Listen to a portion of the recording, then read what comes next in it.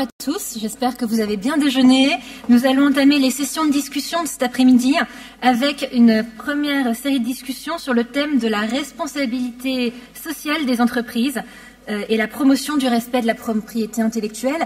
C'est une session de discussion qui sera animée par Madame Konji Sebati et c'est une après-midi un peu marathon. Alors j'espère que vous avez bien pris des forces parce que nous enchaînerons immédiatement sur une seconde session de discussion sur cette fois le pouvoir de l'éducation et de la sensibilisation en matière de promotion du respect de la propriété intellectuelle. Je profite de cette annonce pour vous demander de bien penser à rapporter à la fin de la journée vos casques, puisqu'il semblerait qu'un certain nombre d'entre vous soient partis hier en oubliant de rendre leur casque. Voilà.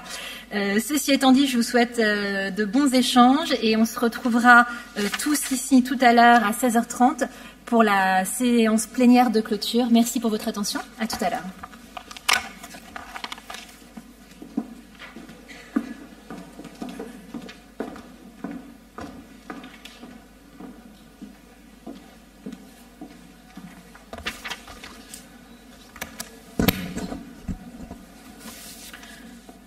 Good afternoon, ladies and gentlemen, excellencies. This afternoon's panel is a distinguished panel which brings together governments, government ministers, the private sector, represented by some big multinationals, and an international organization. My name is Konji Sebati, as you've heard, from WIPO, the World Intellectual Property Organization, and I'd like to introduce my distinguished panel.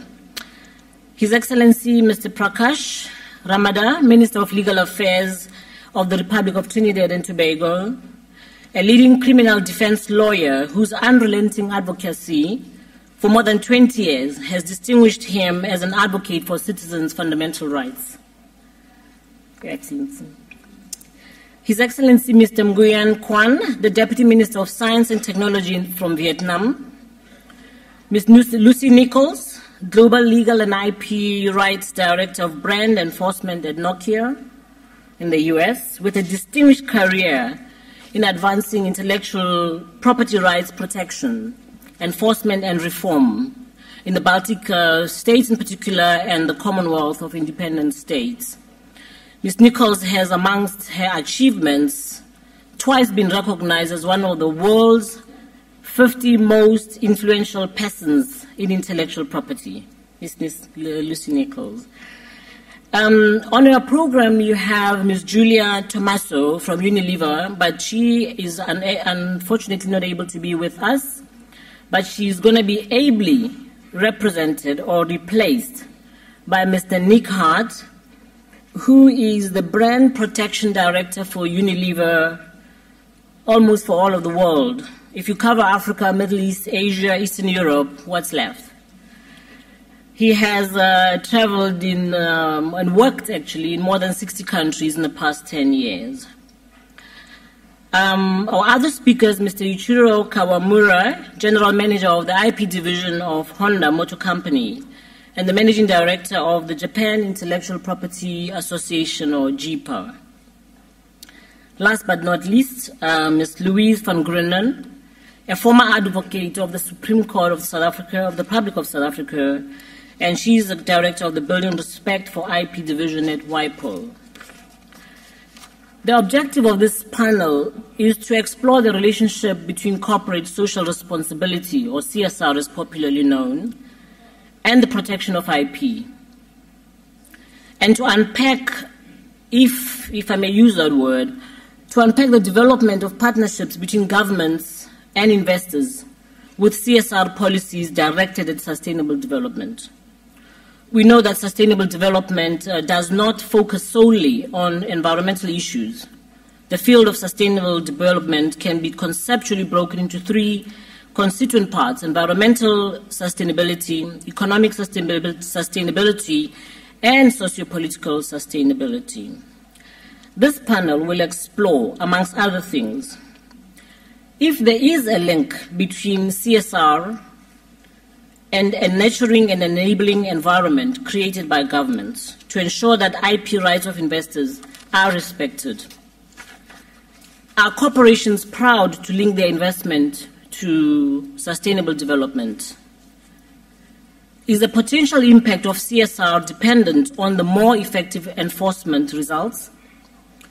Should multinationals' decisions to invest in a country, to invest even more in their CSR policies be dependent on whether governments are willing to ensure more effective protection and enforcement of their IP rights? Is there a correlation between improved legal frameworks pertaining to IP enforcement and foreign direct investment and countries' GDPs? Should governments feel obliged to or feel the need to enforce IP protection because multinationals are investing? Can this be a win-win situation?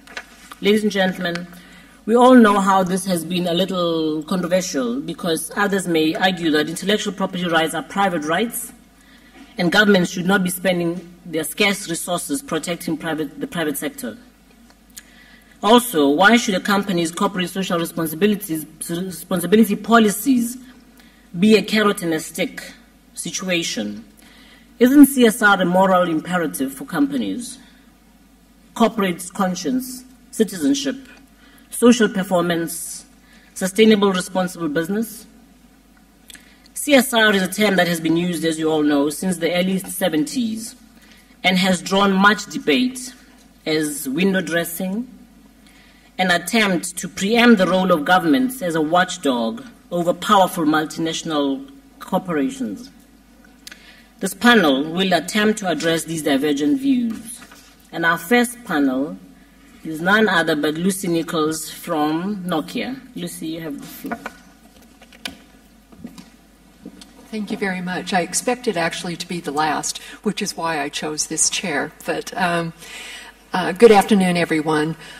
This is a really interesting topic, and I would hope that some additional people actually come back from lunch to listen to our conversation and our discussion, because I don't think it's immediately obvious a topic to be held or to be discussed at this type of forum. But I'm very pleased that Louise used her influence and did put it on the agenda, because I think it's a really important issue. We have the question, or I guess one of the topics is increasing respect for IP. I think we need to rephrase maybe the question or the comment, and it's not all about IP. IP is just one factor in certainly corporate social responsibility policies. And I think IP is one of the positive returns that can come from having a good CSR program.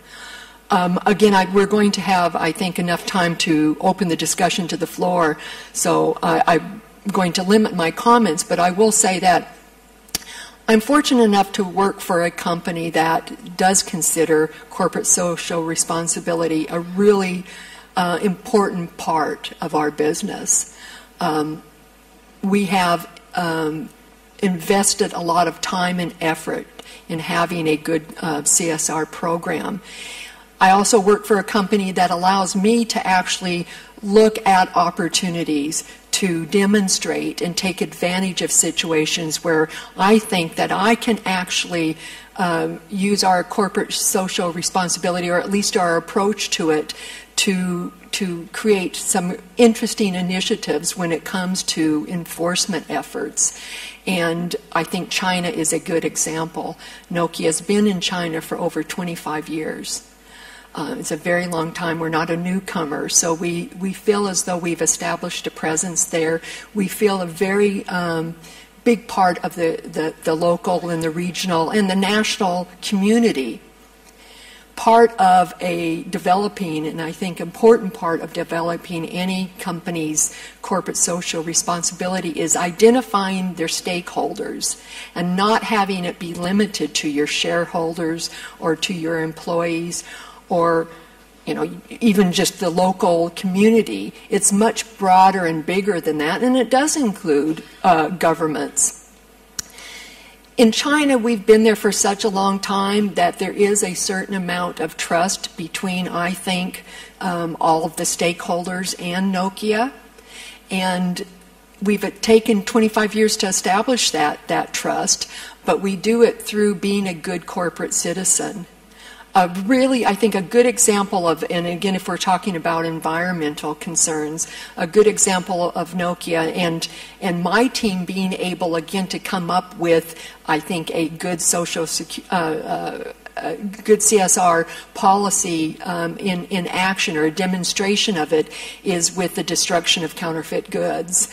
And we work very closely with China Customs to institute or to implement a program where we're actually using our existing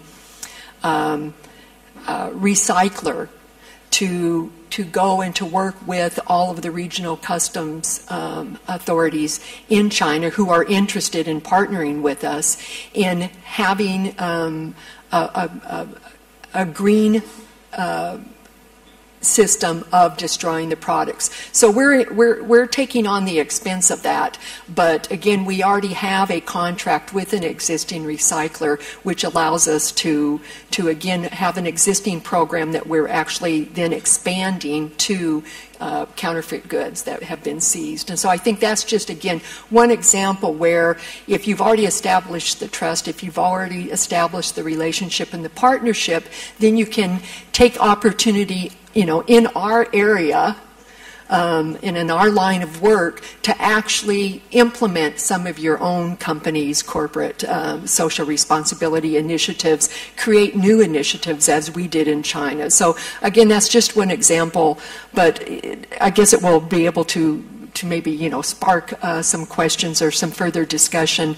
And again, I don't want to take up any more time because I do want to leave plenty of time for discussion and debate. So I'll pass it on to Nick.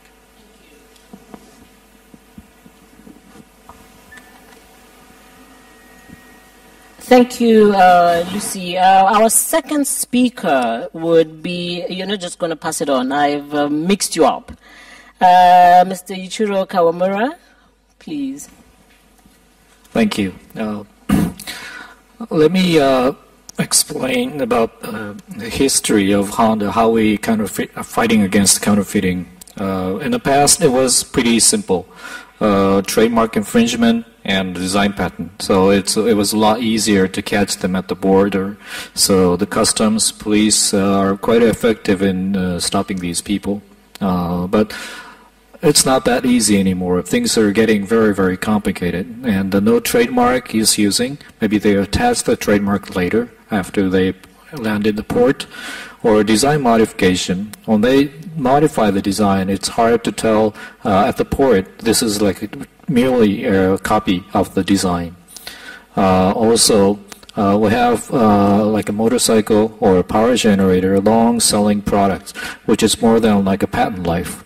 And now it's getting very complicated to fight those counterfeit products for those like long-selling products. We don't really have like patents or design patents. So sometimes we have to choose our mind how we can attack those peoples. And the auto, motorcycle, and power products, when the products is getting smaller, it'll be probably a lot easier for them to copy. When it comes to parts supply, they build the parts after reverse engineer, and sometimes and quite often we don't really have IP rights over like pistons and the rings and the bearings, and these people start copying, from nuts to bolts. And when it comes to, let's say, like pistons, plugs, oil filters, brake pads, are quite often they really affect the performance of the vehicle. But the recent case is we found in China. It's an airbag inflator. This is the gas generator. They use the inflator. In case of the accident, it'll deploy the airbag, and it's just poor quality and built so badly, and it's really life-threatening just in case you have like a collision on a road. So these people, we have to stop somehow to protect our customers' the life. So in Japan, JAMA, Japanese Automotive Manufacturers Association, and also the government, we built a joint coalition. It's called IIPPF. And we try to work with the Chinese government to hit hard. Sometimes we raid the place, and also we try to raise public awareness through our PR activities. And international networking, when it comes to like this, is very important. Design patent rights on the inflator, it does not really exist, but we have to stop them just to protect our customers. And this goes a little bit off the track. Very interesting case recently came up. In Thailand, there was somebody who claimed that they're representing Honda, and they're hitting the counterfeit people. Actually, we have no relationship with them, but they're policing around and they're collecting monies. And we have to deal with them. We have to tell them, the court, they are not our representatives. And I never thought that fighting in counterfeit people, there are cases like that. Also, like in Vietnam, there is a copy product. It's the Vespa frame with a Honda engine. Honda engine came from our joint venture in China. And they have legitimate documents with all the signature, but they're all fake. So to fight these people, we have to work with like a Vespa. And also we have to tell them those documents with the actual signature, it's a full copy, real, but very fake. We have to fight those people. So things are getting more expanded and complicated. We never know how these counterfeit people will play anywhere. So it's, I'm telling you that probably it's really not like an end game. It'll continue forever and ever. I hope not. When it comes to CSR, obviously our company sells a transportation device, so safety is a big issue. So when we see a lot more vehicles, motorcycles on the road, public safety, traffic safety is the matter. So sometimes we build a capacity to teach children about the traffic safety. Sometimes we build a school to train them how to be safe on the road. But in any event, raising awareness, public awareness, strategic promotion, and hitting hard those people, counterfeiting people, and also the collaboration between private sector and government is very, very important. And does it really affect our decision? If IP enforcement is effective in certain countries, we can bring more money, more investment. That's not really, I'm personally not sure, but I can tell when it comes to new investment to a new country, if we see a lot of corruption and the legal system doesn't work, the government doesn't help, then probably we'll make no decision to get into that country. However, once we already made the decision to get into the country, and if we see those strong counterfeiting activities, probably we have to fight against as much as possible. And a legal system, CSR, and fighting counterfeiting people, I can't exactly give you a certain logic how the corporation will work, but I can give you maybe one other example of what we're doing in the United States. 1950s, we start bringing our small motorcycles in the United States, and it's getting bigger. U.S. is one of the biggest the market for Honda. It makes a lot of profit, and obviously, if we see more market, if we see more selling, we bring in more sales and more products and more investment. And legal system in the United States really protect us as a patent holder, design patent holder, and any IP rights holders. And in 1993, we started a school in Colorado. It's called Eagle Rock School. This school is very unique in collecting dropout kids, or kids didn't fit in a school. They're used to sort of like a dropout from the societies.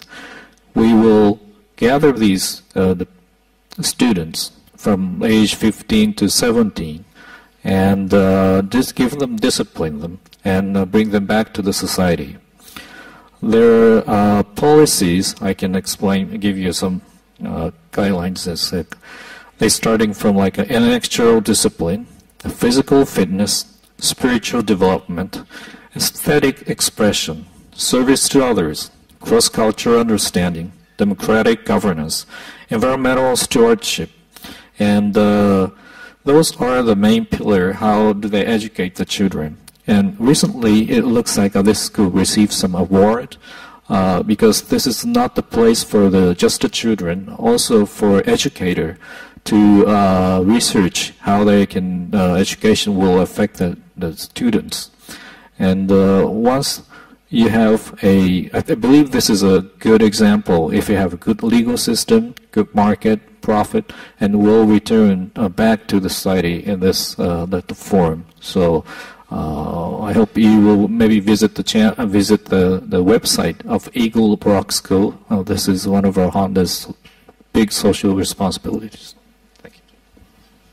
Thank you very much, Ichiro. Nick, can we hear from you? Unilever is a very big investor in developing countries with some excellent and commendable CSR policies and programs. Can we hear from you how you see governments and corporate work? Thank you. Your Excellencies, good afternoon. I think what really brought this home to me was a few years ago I was in West Africa and I was doing sort of the normal training programs, and afterwards you have the question and answer sessions. And the final question I was asked by a young customs officer, and it was very much a general business question, is, you want us to look after your IP rights, you want us to do these seizures, but what do you do for us? What do you companies do? Do you just come in, make lots of money, and go away? And it really made me think that we've got tremendous programs across Africa in terms of corporate affairs, and whereas they should never be linked and it should never be a carrot or a stick, we could do a lot more in terms of earning the respect. We want people to respect our IP rights, but we need to go out and show them what we're doing in their communities to earn that respect. And I think since I've started sort of adding that in, just to show this is what we're doing in your community, if it's in Tanzania, we have tea estates and we educate, we house the majority of the workers, we educate them, we have some of the best hospitals, we have ARV and HIV programs, we've got a huge tree planting scheme. People see us as making a very positive contribution to the local community, and I think by doing that are far more to earn their respect and are far more likely to help us working both ways to protect IP protection. Okay, thank you. The next speaker will be Louise from Grennan, from WIPO.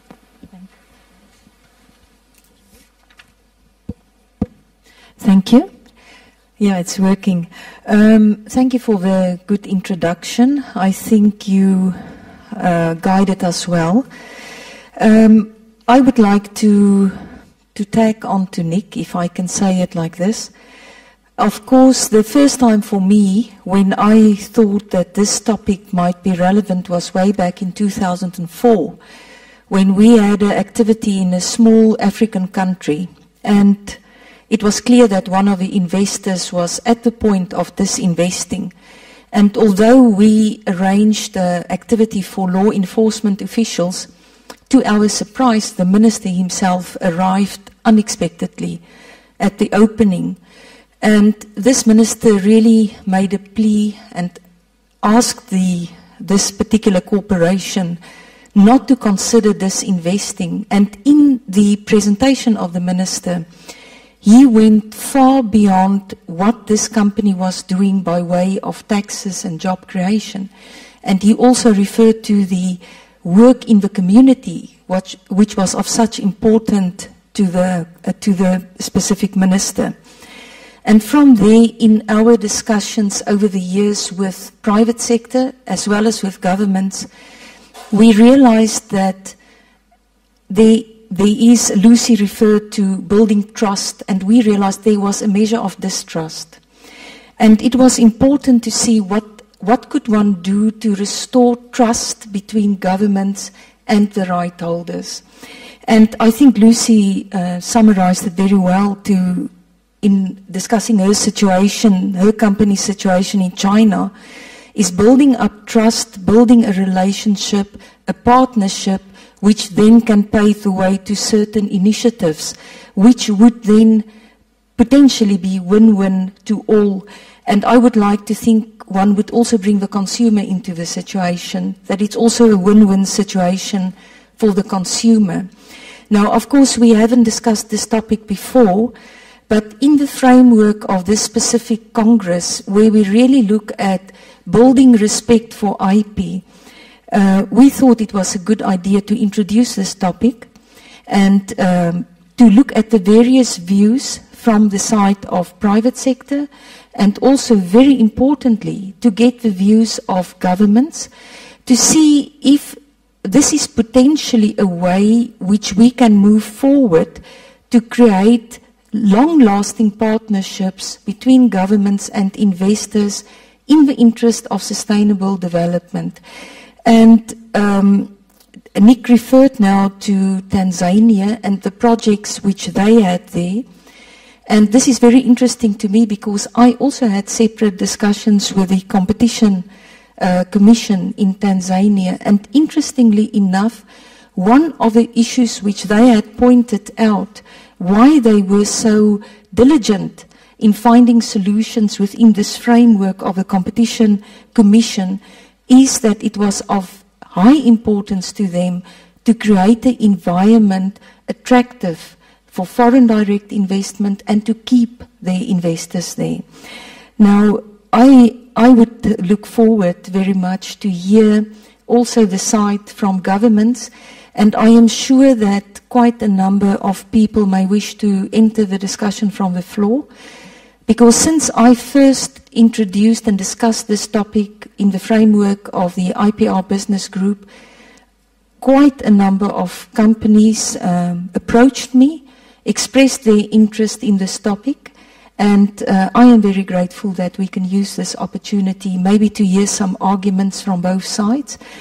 Now, as I say, and as was emphasized also here, we do not now pretend that corporate social responsibility will equal excellent enforcement. This is not the aim of this panel. The aim of this panel is to find ways and means in which we can create respect and work towards a better cooperation on the long term in the interest of companies and of governments. Thank you. Thanks, Louise. We will now hear from the government side of things and your views on the correlation and the relationship between CSR and enforcement by governments. Deputy Minister Kwan? Yes.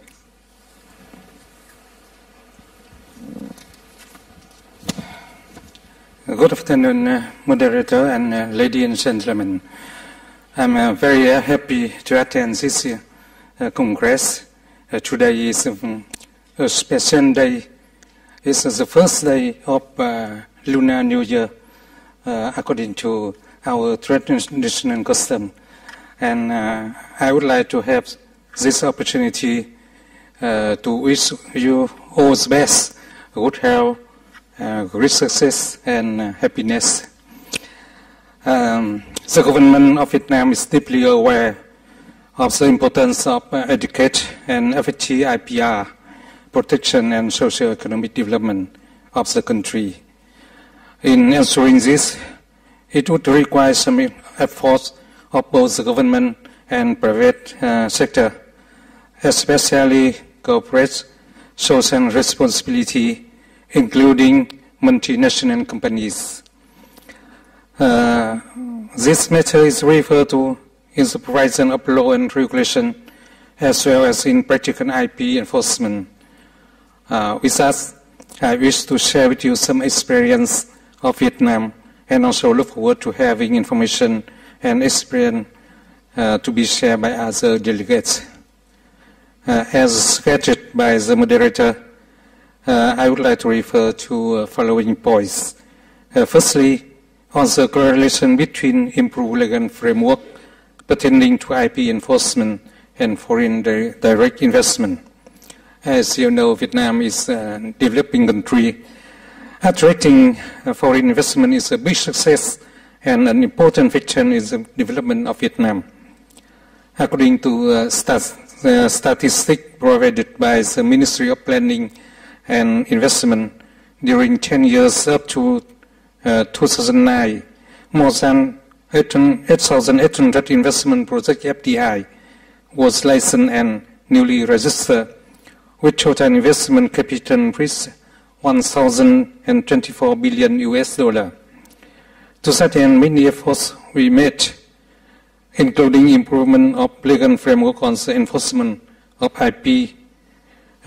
For example, the enacting of IP law 2005 that were revised in 2009. The amendment of provisions related to IP under the Criminal Code and Custom Law. The issuance of a number of government and ministerial implementation decrees and regulation on the enforcement of IPR. The conclusion of international agreement to promote investment and enhance the competitiveness of the economy, such as IP-related provision under the Joint Initiative Agreement between Government of Vietnam and the Government of Japan. Secondly, the government are aware of the negative impact counterfeiting and piracy having on the country's GDP, and this effect can be mitigated by implementing effective IP enforcement. The infringement of IPR adversely affects social economic development, particularly make loss for state budget in different ways, as well as affects the development of the business and communities. The government of Vietnam is fully aware of the negative effects and has taken various measures to combat infringement. One of the outstanding examples of the government efforts is the establishment of the Central Steering Committee number 127, which based on the decision of the Prime Minister number 127 issued in 2003, whose mandate is to combat IPR infringement, which are considered as harmful as commercial fraud and smuggling. The government of Vietnam has made great effort to strengthen the enforcement capacity of IPRs, improve the effectiveness of sanctions. For example, in 2005, we established the Vietnam Anti-Counterfeiting and IP Protection Association of Foreign Invested Enterprise.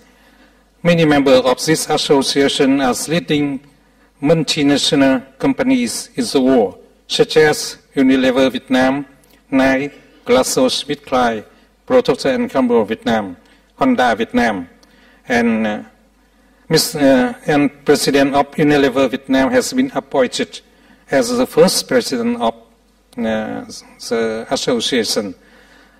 And I hope our Congress is successful with your attendance and contribution.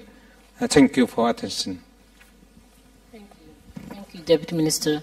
And our last but not least speaker is Your Excellency Prakash. Good afternoon, Your Excellency, my friends and colleagues. Could I just begin by saying that CSR, corporate social responsibility, is a must, and that the greatest responsibility you could ever give to the public is delivering what you promise.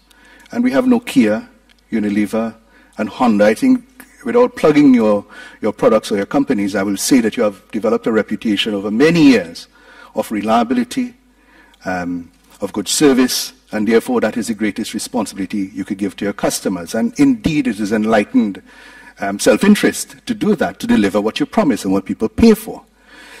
We in Trinidad and Tobago, we are a very small nation, a very beautiful land. In fact, next month we're going to be having Carnival. And I know with the help of WIPO, the issue of works of mass is now being put on the agenda for protection. I don't see the decision or any argument of CSR being important as really an issue. It has got to be. And I want to change the context now from CSR, corporate social responsibility, to government social responsibility. In any developing nation like ours, we must create an environment that respects law and order. And law and order covers not just protections from grotesque crimes of murder, kidnapping, and other things like that. But we must understand that intellectual property is the protection of other person's property. And when Shakespeare said, to horribly paraphrase, he who steals my purse steals garbage, really we must understand there is value in everything that we produce, whether it's in tangible terms, in ideas, because an idea can change the world, and it has in the past. Any country that does not respect intellectual property, therefore, does not respect private ownership. And that nation will not be respected as a law-abiding country, and therefore, ultimately, will not attract the international investment that is necessary. It is a global environment. It's a global village. The world is getting smaller with internet. We all know who are the players, who are the good ones, who are the not so good ones, where there's room for improvement, who are making the effort. As a Minister of Legal Affairs in Trinidad and Tobago, my nation is committed to the protection of intellectual property. Not because a company, we expect them to do great social work, but for the very self-enlightened interest that if we are not putting ourselves out as the protectors of your property, you will not come to us in terms of investment. As we are an oil and gas nation, we now need to reinvent our economy and therefore look forward to very modern thinking businesses that are not depleting our oil and gas, polluting our environment. And therefore, we look to a modern, an ultra-modern economy that is based on ideas, on designs, and things of that nature that are esoteric to begin with, but necessary to create that new foundation for the wealth of our country. And therefore, any country that wishes to reinvent itself in the changing world economy need to truly understand that they need to protect the ideas of others and welcome them with open arms. We are open for business, and therefore our legislative agenda is open to ideas. And in any relationship, it is about sustainability. You do good to others, they do good to you. We will treat you well if you come to us, and we have an open ear for any ideas, any help, any development that we can help make happen. I thank you for the opportunity. Thank you, Minister. You truly are, as the Minister has been described, as an activist and a champion for human rights. And in fact, not just human rights as citizens' rights, but I think from what I heard, you're also a champion for human rights of Trinidad and Tobago citizens and those who invest in the country. You do good to us and we'll treat you well. One thing that came up, Minister, if I may ask, and I think that's what Nick alluded to, the customs officers, do they understand what you just told us? Do they just see what they're doing as just a job? Do they understand why they should enforce? Do they understand if they do not enforce, what then happens to the countries? Does it go far as thinking about the taxes that the country may lose, GDPs, and those things that sound very academic and very esoteric for an officer who's standing at customs from 8 to 8? Yes. Could I just say that I represent a government that came into power only 8 months ago and inherited a culture that really is the opposite of what development is all about. I do not wish to denounce the past, but we must learn from it and move forward. And you're quite right. We have inherited a public service that understands only the hours of work without understanding the duty to work and the consequence of their failure. But that is something we've taken on board, and indeed, to that end, we are initiating an educational program, starting in the schools, yes, to really appreciate that a job is not a job alone. It's not just about doing something for a salary. Everything you do is in the context of your society and your environment. And if you do not truly appreciate that your failure has a consequence way down the line, you would not take enough care. And that is the challenge of most developing nations, to inculcate a sense of duty rather than a sense of job. Thank you. That's a great answer. Minister Kwan,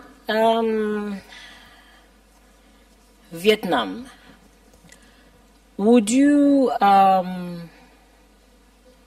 if Unilever, which is one of your biggest, I think it's one of the big employers in Vietnam, if they were to threaten to up and go tomorrow because maybe just one product line of theirs has been copied, how would you react to that? Would you feel like is there an arrogance there, or is it that their legitimate right for them to close down factory and deny 60,000 employees and 60 by 6 other mouths to feed? How would you react to that?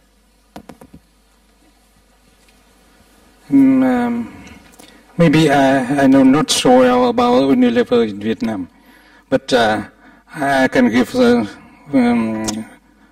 example about Honda Vietnam. He's representative of Honda Vietnam here.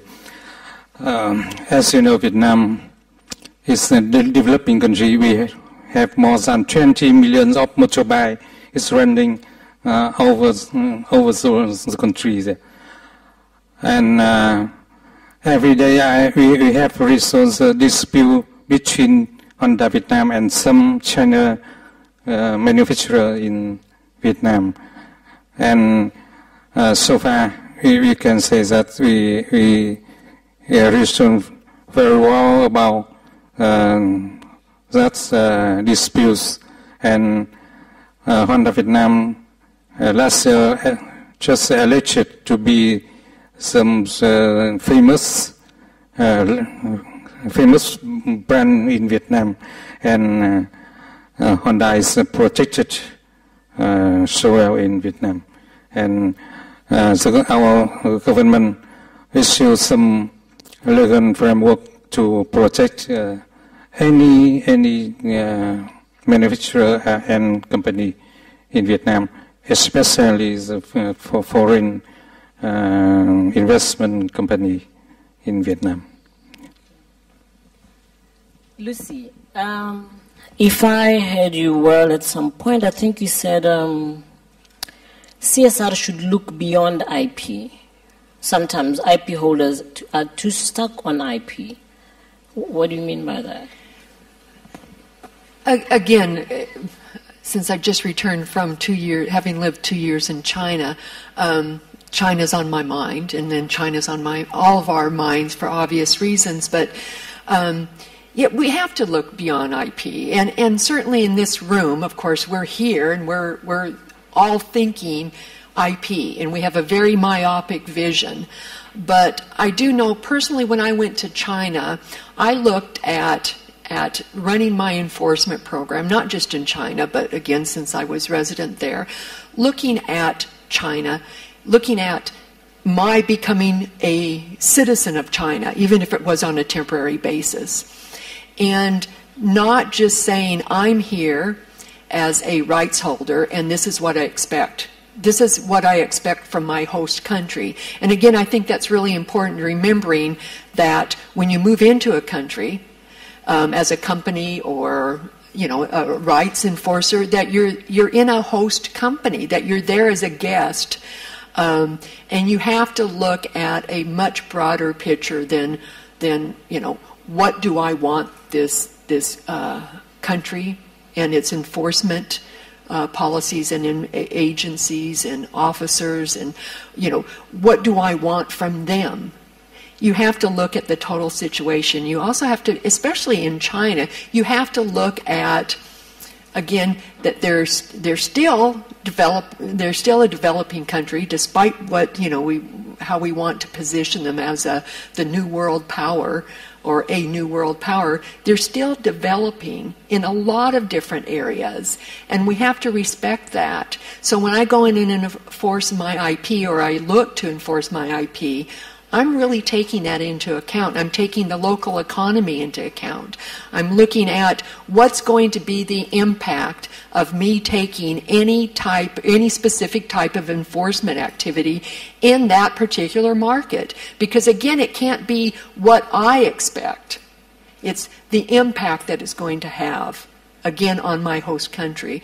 And as I said, in my introduction, I'm fortunate enough to work for a company that allows me to do that. And I understand that we all have a lot of pressure on us. And, we're supposed to produce deliverables. And again, we are, for the most part, taking a very myopic view. It's all about enforcing my IP rights.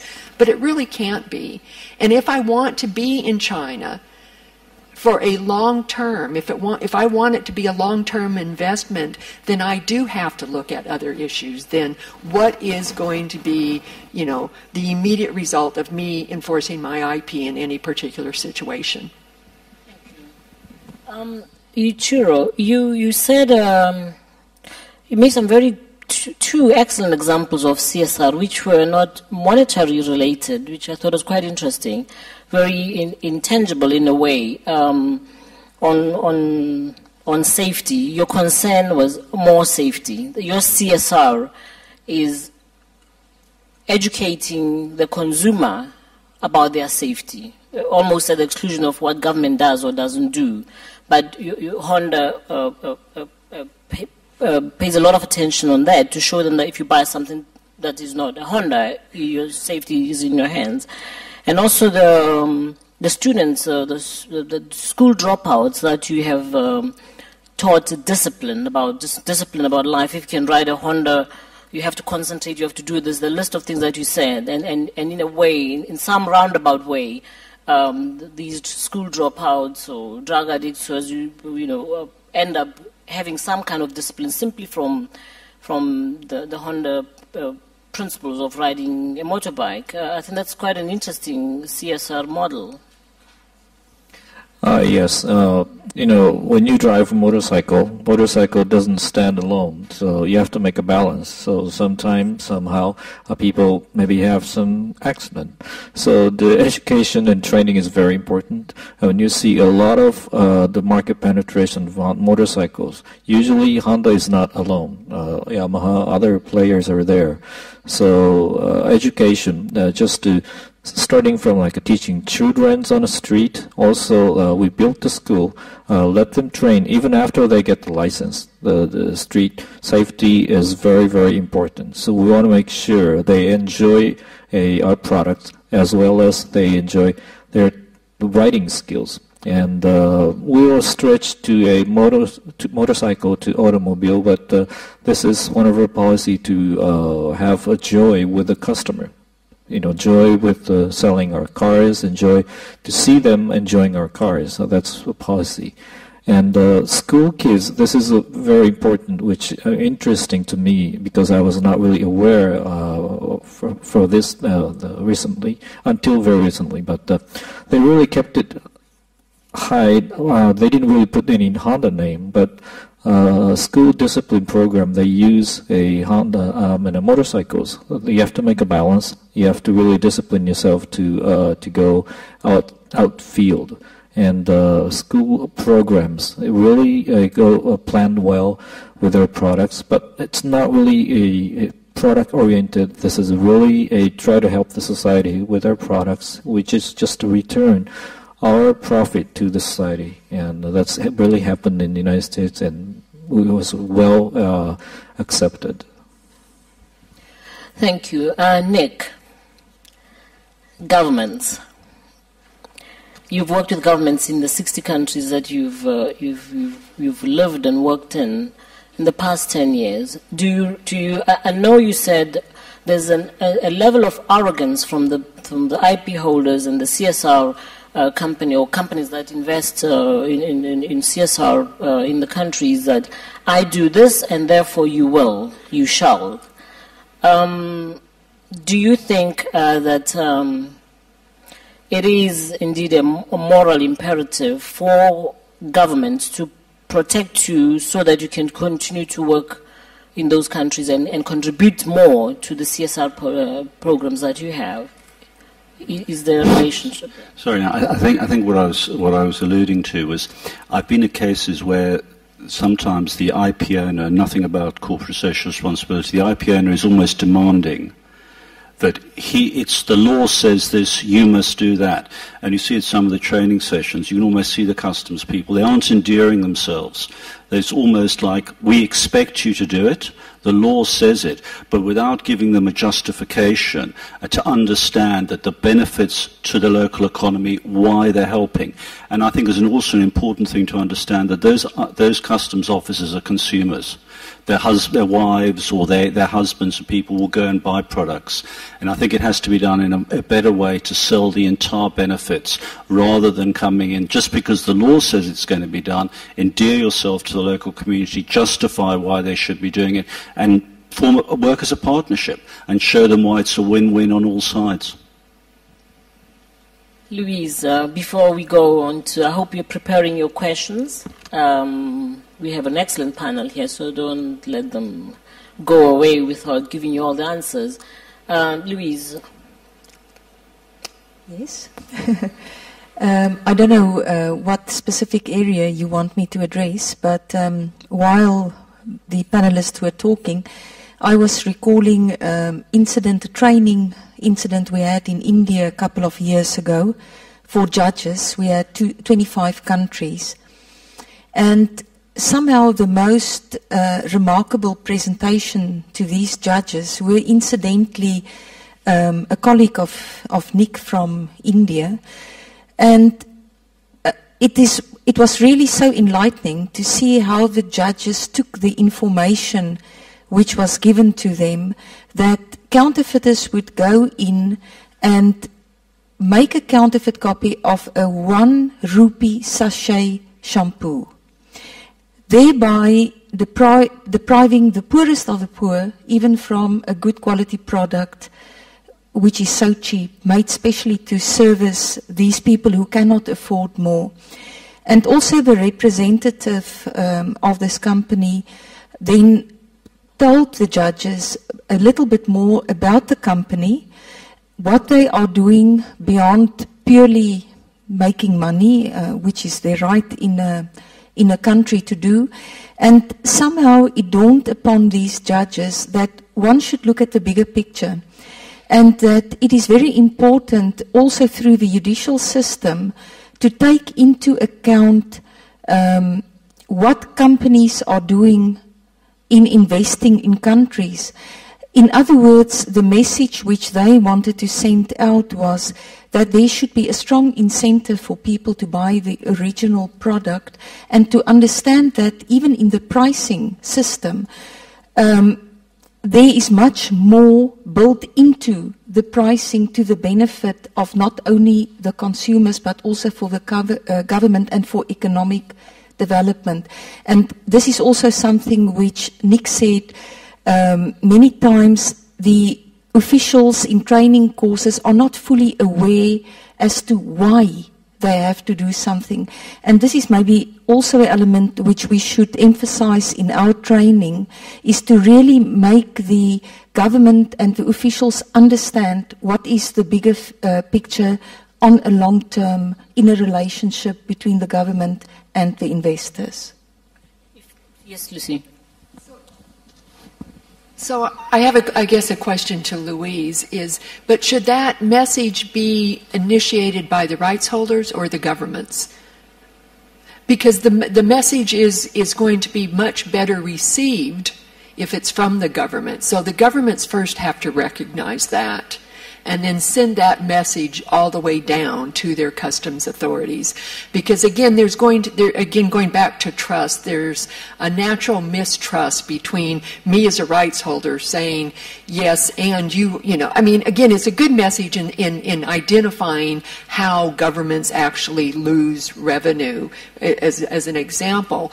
But that message, I think, is better delivered by the government itself, but the government obviously has to make that recognition before it can sends that message. So, how do we initiate that? How do we initiate governments or encourage governments to understand that message, to deliver it?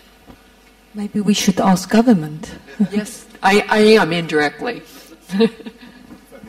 If I may be permitted, that's the point when I said about government social responsibility. It is in our interest to create that environment, send that message out, listen, we are law-abiding people, and therefore we have to set the highest standards, and indeed the world will set its own standards eventually. We must be part of that and early and become leaders in that. So be a natural magnet for investment because you feel protected. It's as simple as that. I don't think we should ever overcomplicate simple issues. Good environment creates, fertile ground for investment. End of story. Thank you for that. Thank you. I'll open to the floor. Do we have any questions, please? I would hope we do have.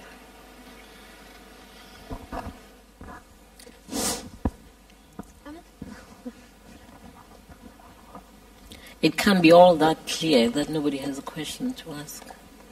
Do we have? Oh, sorry. Thank you. Marie Patello, European Brands Association. I would like to start by thanking you because this has been great, but move on to CSR are not just three letters to European branded manufacturers. This I can assure you.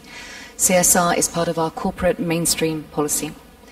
And there's a very simple reason for this. We have a contract of confidence, a contract of trust with our consumers. You're not going to come and buy a yogurt, you're not going to come and buy a light bulb if it's useless. So we have built over many years a great contract of confidence with our consumers. When I say we have a contract of confidence, we're also very proud of our products. And I know a lot of R&D people who will tell you they're like their kids and they get very excited.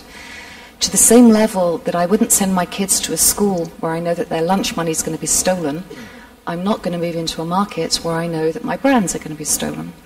Which goes back exactly, Minister, to what you said. We have a relationship with our consumers. We have a relationship with governments. We want to work with you.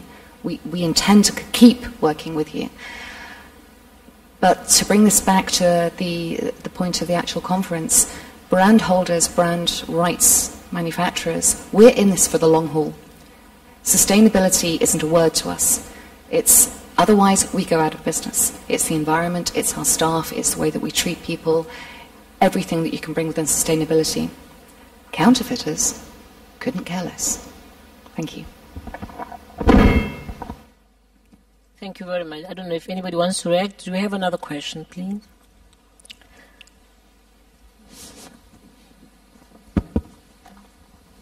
Thank you. I'm Tosu from BAT in London. I just wanted to respond to some of the points made in the panel. Firstly, it was such an excellent discussion. Very well done. I do agree with most of all the views expressed to do with sustainable partnerships and long-term nurturing of relationships. But I would, for the sake of discussion, possibly just pick on a point that Louise made, which is to say that all this activity on CSR doesn't necessarily equate with more effective enforcement. And I'm not sure I would necessarily agree with that, because it is about partnership, it is about win-win, it is about collaborating with each other. But I think industry as well does feel, in doing this, in undertaking a CSR sort of exercise in relation to fighting counterfeiting in a particular country, it does feel that it needs to contribute to the whole effort of working with law enforcement. So at the most basic level, it's something like, and it's stuff to do with information that possibly is owned and held by brand owners. So for instance, at the most basic level, it's teaching law enforcement, customs in a particular country on how to identify counterfeit goods from genuine goods. That's quite basic sort of training, if you like. And then it gets a bit more complicated when you get into sharing intelligence. Brand owners often have a network of informants globally, and they might have access to information and intelligence that law enforcement in a particular national jurisdiction might not have access to.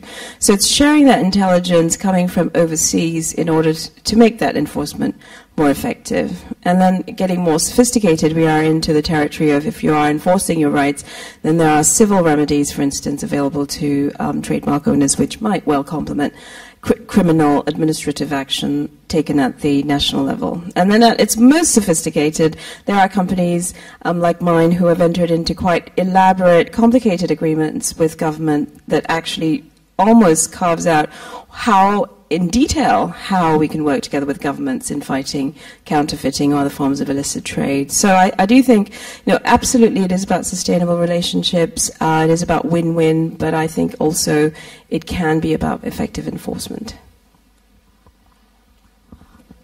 Thank you very much, Tosu. Recently in Tokyo, we had an advanced training course, and incidentally, during that course, it was stated very clearly by a representative of BAT that this was, in fact, the result they had. Now, I didn't want to advance this from the podium, but I do appreciate that you picked up on this. Thanks. There's a gentleman up there. Yes. Okay, Adeline. Yeah, thank you. Alan Weimer, Heidelberger Druckmaschinen in Germany. And talking about corporate responsibility and nurturing respect for IP, I came to the conclusion through listening to the discussion that we're talking about building respect for IP also means building respect for the IP owner, i.e. brand owners. Now, in the face of counterfeiting, and that's what we're here all for, with the growing counterfeiting of goods that are posing health and risk safety to consumers, surely one of the largest corporate responsibilities or social responsibilities is making consumers aware of the dangers. But I don't see anything happening here. Why?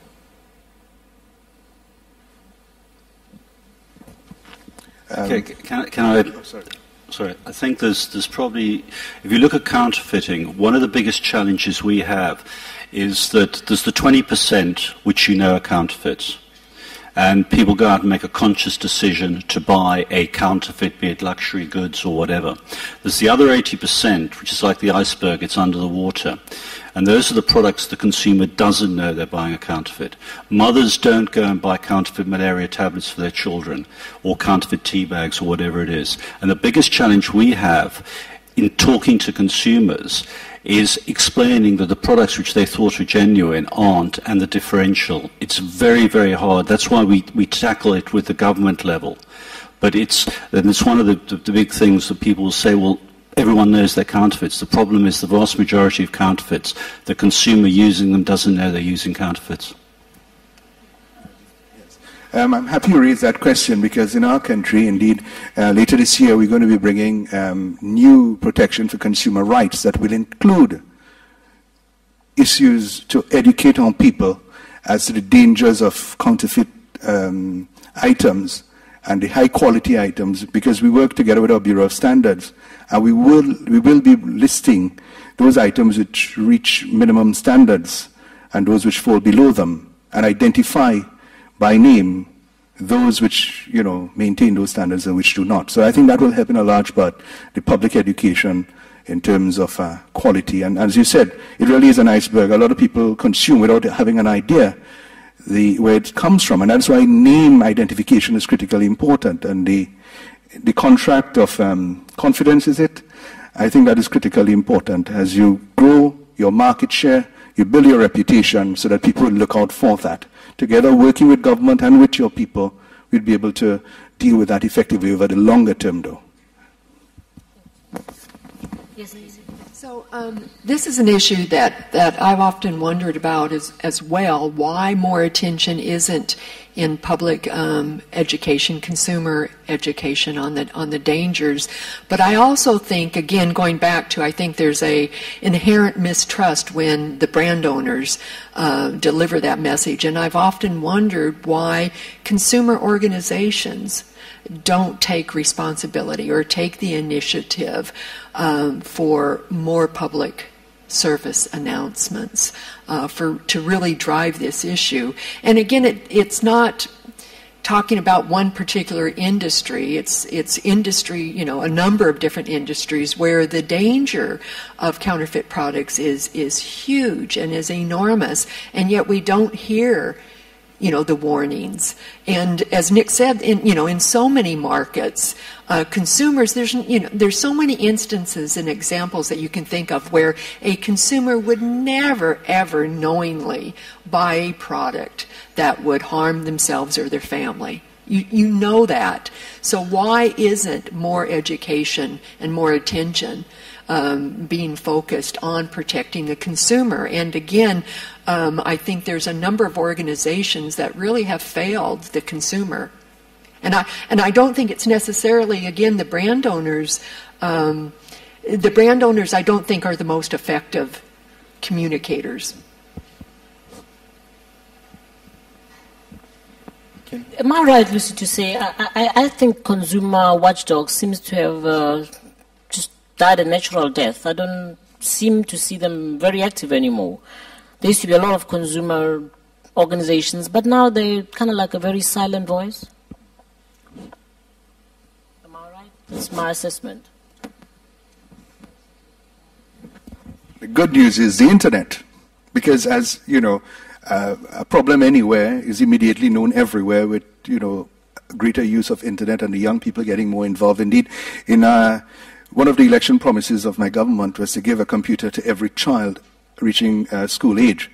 Our intent in that was not just to make them computer savvy, but to connect that child and the entire family and the community with the world.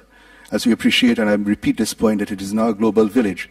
And therefore, products and product reviews. Indeed, whenever I have to purchase anything, I go first to the net to see what others say about it. So as we move more and more into that, it'll be self-policing by the people themselves. We have 5 minutes. I don't know if there's anyone from the floor. I don't know, the Minister of Deputy Minister of Legal Affairs from Zambia Trade was here yesterday, and she talked about how overwhelmed they are, much as they try. As they close shop here, another one mushroom somewhere, and governments just get too overwhelmed and they need help from the IP holders. Is she here? Yeah. Yes, Minister. I'm up here. Thank you. I think we seem to take a lot for granted. I'm hearing the minister from, that's Mauritius, where is that? From Trinidad and Tobago, yeah. Yes, it's one thing to talk about the internet being available, but internet can be available and it will be in class, okay? It's in a learning environment. In most of our developing countries, that is where it stops. And these will not go with them in the villages. I don't know whether you have villages in Trinidad and Tobago. Where I'm coming from, we have villages. So if they have that exposure there, it ends there. It will be with the students, and it will not go out anywhere else. So it's a tall order to start thinking at a time when our people have to make a choice between what they have to have today and to start protecting rights of the people who have left it to the governments to do that themselves. So I think we need to have, we need to strike a balance. Yes, when you look at it, it's the developing market that is being fought for in terms of where are the goods going to be sold. So if we need to have the most education, you're talking about the consumer watchdog groups dying. Yes, they're dying because they have no one to support them. And they're not going to start being watchdogs when they cannot be given support, when the people over whom they have to do that do not have so much of a choice as to what it is they can get. Thanks, Minister. I think they're going to throw us out, but I'll ask Minister Prakash to have the last word, maybe. Is there another? I know. Can the Minister respond? Yeah. Let me just say, Sister, you're quite right. There is no substitute for having watchdogs, formal watchdog groups. However, that we anticipated that, and therefore the computers which we gave to our children, they are permitted to take it home with them, with internet access, and we're working now to give free internet access to every child and every home. So exactly the purpose for which it was intended, we will bear the fruit of that very shortly, I hope. Thank you. Thanks, Minister. I'm sorry. There are lots of hands, but we won't take your questions. I do apologize. We have no time left, so you'll be the last one. Okay. I have a statement more from a technology provider. I think there's sometimes a little bit a missing link because a lot has also to do with identification. I think technology in the last year has evolved and is out there so that products can be marked even in their bulk. And if the brand owners are ready to do that investment, I think there can be more procedures out there to really protect consumers. I think we should not only look at policies, but also look into technical solutions, which are a basis. First, you have to be able to identify the authentic Nestle or whatever product, and then the consumers can really act upon this.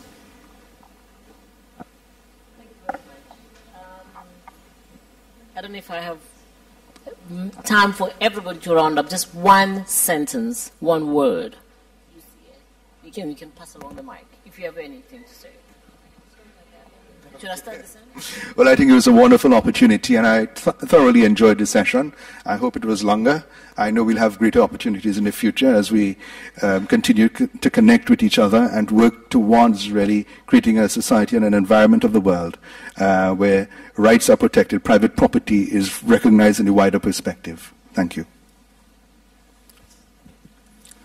And see in the future, the government and enterprise do each other to protect IP right, and I think we are win there. Thank you very much. And from the side of WIPO, we remain at your disposal. If you have any further ideas which we can integrate in our cooperation activities, you know where to find us. For the last question, I know there is an IC tag to identify the parts, so are we working on, but there are certain costs associated, so we need to really see. And I realize to be here, there are a lot more different aspects in the counterfeiting issues. We're just looking at my Honda view, but I really appreciated giving me the chance, and that'll help me in working on the counterfeiting people for future. Yes, thank you very much. And I mean, from the technical side, we are looking at solutions, but it's the practical implementation and then being able to communicate with many of our consumers who, as the Minister from Zambia said, are in rural areas and some of the hardest to reach. But it's something we are very, very aware of and are working on. And now the last word. To effectively address the issue of counterfeit goods, it has to be more than about enforcing IPR rights, or IP rights, sorry. I think I shall insist on having the last word. I think it is very clear that CSR does, in many ways, I will rephrase that. Governments do expect companies to invest on their CSR policies and to increase more. However, CSR policies and their effectiveness and companies for them to decide to put money on CSR, again, depends on governments ensuring that their rights are protected. And it has been shown over and over that for those countries, as the Minister of Trinidad and Tobago said, those the countries, the organizations that invest in their countries have increased their CSR policies and investments simply because they knew they were on safe ground, and that in itself attracted new and other investors in the country. Thank you very much. You're a wonderful panel and a wonderful audience. Thank you.